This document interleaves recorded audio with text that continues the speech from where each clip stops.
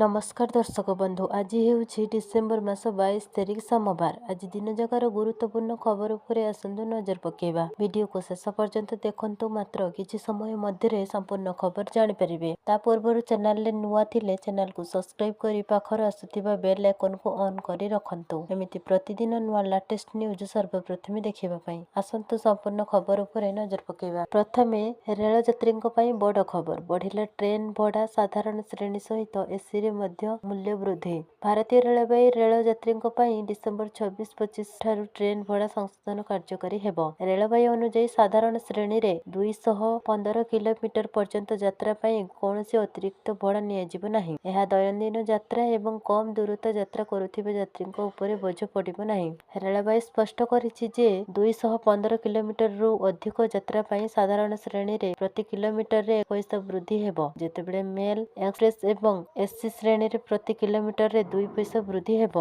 उदाहरण स्वरूप पाटना रो दिल्ली रो दूरता प्राय 1000 किलोमीटर। एपरि परिस्थिति रे जदि आपण जनसाधारण एक्सप्रेस रे यात्रा करंती तेबे आपनको प्राय 10 टंका अतिरिक्त देबाको पड़िबो। जदि आपण संपूर्ण क्रांति एक्सप्रेस वंदे भारत एवं राजधानी भली प्रीमियम ट्रेन रे यात्रा करंती तेबे यात्री माननको 20 टंका अधिक देबाको पड़िबो। परवर्ती खबर ओडिसा रे लागू हेला नुआ नियम। प्रदूषण प्रमाण पत्र देखाइले मिलिबो तेल। एणिकी मोटर यान नियम उल्लंघन करी प्रदूषण सृष्टि करुथिबा यान उपरे अंकुश लगाइबाकू वाणिज्य और परिवहन विभाग पदक्षेप ग्रहण करिछि। विभागीय मंत्री विभूति भूषण जेनाको निर्देश एवं प्रमुख शासन सचिव उषा पाढ़ीको प्रत्यक्ष तत्वावधान रे ए दिगरे उद्यम आरंभ होइछि। दिल्ली रे बढ़ुथिबा वायु प्रदूषण को नजर रे रखी एही निष्पत्ति निया जाइछि। ए संक्रांत रे तैल विक्रयकारी कंपनी को चिठी लेखा जाइछि। जेउ मोटर यानर वैध प्रदूषण प्रमाण पत्र न थिले कोनोसी पेट्रोल पंप रे तेल न देवक चिठी रे उल्लेख करा जाइछि। मोटर यान आईन अनुଯାयी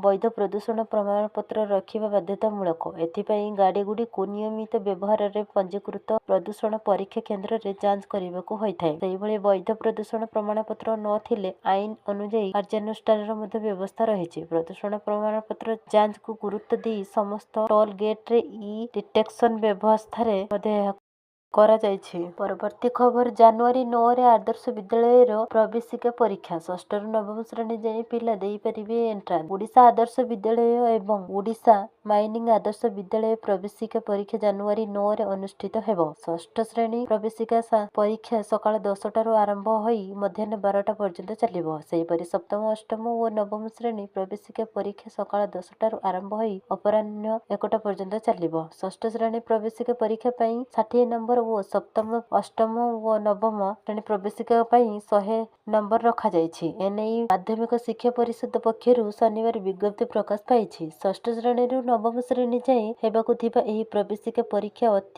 प्रति ब्लॉक स्तर रे अनुष्ठित हेबो। सूचनायोग्य राज्य रे प्रति ब्लॉक रे गोटी लेखाई आदर्श विद्यालय रहिछि। एठारे 6 श्रेणी रु 10म श्रेणी जाए पढ़िबा व्यवस्था अछि। एही स्कूल गुडिकरे 6 श्रेणी रो 80 लेखाई सीट रहिछि। परवर्ती खबर घन कुहुडी पई 6 जिल्ला को सतर्कता। सुरक्षित यात्रा पई जारी हेला मार्गदर्शिका। घन कुहुडी पई जारी हेला सतर्कता। सतर्क रहिबाकू गाड़ी चालकक वाणिज्य और परिवहन विभाग रो परामर्श। भारतीय पाणीपाग विभाग कुहुडी सतर्कता अनुଯାयी राज्य रे घन कुहुडी रो आशंका रहिछि। विशेष करी 6टी जिल्ला सुंदरगढ़ झारसुगुड़ा कलाहांडी कंधमाल कोरापुट एवं संबलपुर जिल्ला रे घन कुहुडी रो संभावना रहिछि। एथिपई एसबु जिल्ला रो आरटीओ माननकु दुर्घटना निवारण पदक्षेप नेबा पई वाणिज्य और परिवहन विभाग मंत्री विभूति भूषण जेनाको निर्देश रे मार्गदर्शिका जारी करा जाइछि। आरटीओ माननक सह एक वर्चुअल बैठक अनुष्ठित होइछि। सुरक्षित यात्रा पई मध्ये एक मार्गदर्शिका रे जारी करा जाइछि। परवर्ती खबर बीएसएनएल आनिला दमदार ऑफर। दिनकू मात्र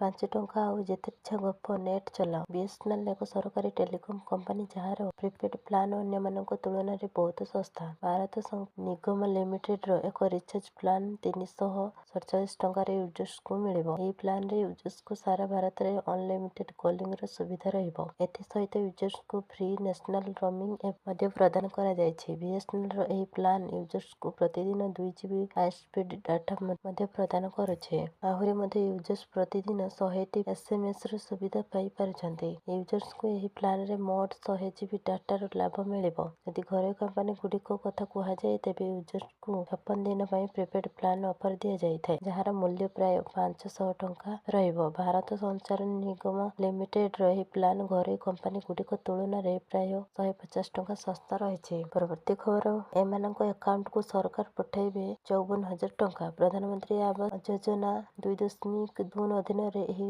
1 କୋଟି ନୂତନ ଘର ପାଇଁ ଅନଲାଇନ ଆବେଦନ ଆରମ୍ଭ ହୋଇଯାଇଛି। ଆପଣ ଏହି ଅନଲାଇନ ପାଇଁ ମଧ୍ୟ ଆବେଦନ କରିପାରିବେ। ମିଳିଥିବା ସୂଚନା ମୁତାବକ ଆସନ୍ତା ଡିସେମ୍ବର 23 ତାରିଖରେ ବିଭିନ୍ନ ଲାଭାର୍ଥୀଙ୍କୁ ପ୍ରଥମ କିସ୍ତି ବାବଦକୁ ପ୍ରାୟ 100 କୋଟି ଟଙ୍କା ମିଳିବାକୁ ଯାଉଛି, ଯେଉଁଥିରେ ପ୍ରତ୍ୟେକଙ୍କୁ ପ୍ରାୟ 54,054 ଟଙ୍କା ମିଳିବ।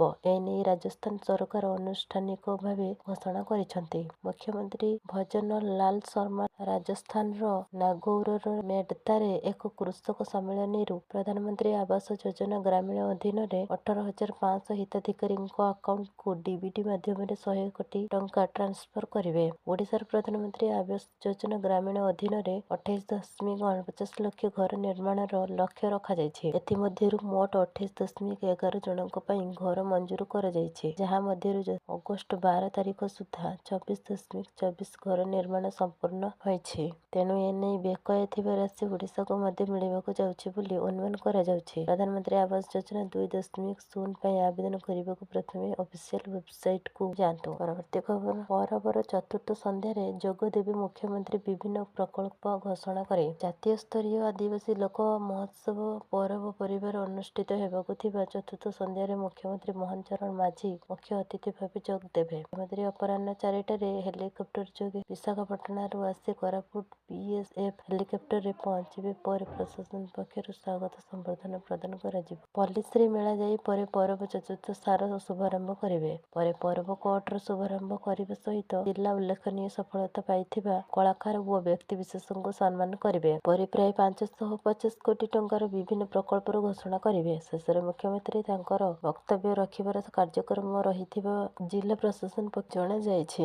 ଏନେଇ କୋରାପୁଟରେ ପୁଲିସ ପକ୍ଷରୁ ପ୍ରାୟ 60 ପ୍ଲାଟୁନ ପୋଲିସ ଫୋର୍ସ ନିୟୋଜିତ ହୋଇଥିବା ସୂଚନା ମିଳିଛି। ପରବର୍ତ୍ତୀ ଖବର, ଏଥର ରବିବାର ଉପସ୍ଥାପନ ହୋଇପାରେ ବଜେଟ୍। 8 ଥର ଉପସ୍ଥାପନ କରିଥିବା ଦେଶର ପ୍ରଥମ ଅର୍ଥମନ୍ତ୍ରୀ ହେବେ ସୀତାରମଣ। ରବିବାର ଉପସ୍ଥାପନ ହୋଇପାରେ। ଏହି ଦିନ ଗୁରୁ ଦିବସଙ୍କ ଜୟନ୍ତୀ ମଧ୍ୟ ପଡୁଛି। 2025ରେ ଗୁରୁ ଦିବସ ଜୟନ୍ତୀ 12 ଫେବୃଆରୀ ବୁଧବାର ଦିନ ପଡିଥିଲା। ସଂସଦର ବଜେଟ୍ ଅଧିବେଶନ ମଧ୍ୟରେ ଏହା ପଡିଥିଲା। ଏହି କାରଣ ଯୋଗୁଁ ସଂସଦର ଉଭୟ ଗୃହରେ କୌଣସି ବୈଠକ ହୋଇନଥିଲା। ଏହା ପୂର୍ବରୁ 18 ଫେବୃଆରୀ 1981ରେ ଗୁରୁ ଦିବସ ଜୟନ୍ତୀରେ ସଂସଦର କାର୍ଯ୍ୟକଳାପକୁ ସ୍ଥଗିତ ରଖାଯାଇଥିଲା। ଫେବୃଆରୀ 1ରେ ବଜେଟ୍ ଉପସ୍ଥାପନ ହେଲେ 2017ରେ ବଜେଟ୍ ତାରିଖ ପରିବର୍ତ୍ତନ ପରେ ପ୍ରଥମ ଥର ରବିବାର ବଜେଟ୍ ଆସିବ। ଅର୍ଥମନ୍ତ୍ରୀ ନିର୍ମଳା ସୀତାରମଣଙ୍କର ଏହା ଅଷ୍ଟମ ବଜେଟ୍ ଏବଂ ମୋଦି ସରକାରଙ୍କ ତୃତୀୟ ପାଳିର ଦ୍ୱିତୀୟ ପୂର୍ଣ୍ଣ ବଜେଟ୍ ହେବ। ଲଗାତାର 8ଟି ବଜେଟ୍ ଉପସ୍ଥାପନ କରିଥିବା ଦେଶର ପ୍ରଥମ ଅର୍ଥମନ୍ତ୍ରୀ ଭାବେ ସୀତାରମଣ। ପରବର୍ତ୍ତୀ ଖବର, ମିଳିଲା ଶ୍ରୀମନ୍ଦିରର ରତ୍ନ ଭଣ୍ଡାର ଚାବି। ପୁରୀ ଜିଲ୍ଲା ରେକର୍ଡ ରୁମ୍ ସିଲ୍ ଲଫାଫାରୁ